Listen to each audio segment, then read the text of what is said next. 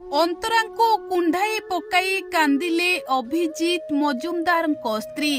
କହିଲେ, ଦାଦା ଏ ଦୁନିଆ ଛାଡ଼ି ଚାଲିଗଲେ ମୁଁ ଏଥର କାହା ମୁହଁକୁ ଚାହିଁ ବଞ୍ଚିବି। ମୁଁ ଏଥର କାହା ମୁହଁକୁ ଚାହିଁ ମୋ ବାକି ଜୀବନ କାଟିବି। ଆଉ ଅନ୍ତରା ଚକ୍ରବର୍ତ୍ତୀଙ୍କୁ କୁଣ୍ଢାଇ ପକାଇ ଅଭିଜିତ ମଜୁମଦାରଙ୍କ ସ୍ତ୍ରୀ କାନ୍ଦୁଥିଲେ ଭୋ ଭୋ ହୋଇ। ଅନ୍ତରା ଚକ୍ରବର୍ତ୍ତୀ ଯେତେ ବୁଝାଉଥିଲେ ଅଭିଜିତ ମଜୁମଦାରଙ୍କ ସ୍ତ୍ରୀ ଜମା ବି ବୁଝୁ ନଥିଲେ। କାନ୍ଦୁଥିଲେ, ମୁଣ୍ଡ ପିଟି ପିଟି କାନ୍ଦୁଥିଲେ। ଦର୍ଶକ ବନ୍ଧୁ, ଅଭିଜିତ ମଜୁମଦାରଙ୍କୁ ସବୁଠୁ ଅଧିକ ଭଲ ପାଆନ୍ତି ତାଙ୍କ ସ୍ତ୍ରୀ। ଛୋଟରୁ ଛୋଟ ଯତ୍ନ ନିଅନ୍ତି, ସବୁବେଳେ ସ୍ୱାମୀ ସ୍ତ୍ରୀ ସାଥୀ ହୋଇ ବୁଲନ୍ତି।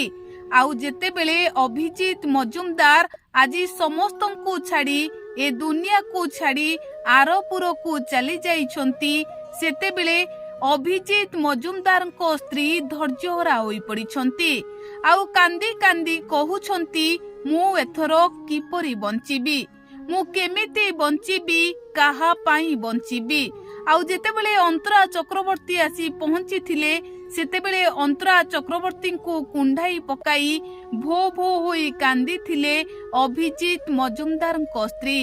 କହିଥିଲେ, ସବୁ ସରିଗଲା, ତୁମ ଦାଦା ଚାଲିଗଲେ, ମୁଁ କେମିତି ବଞ୍ଚିବି?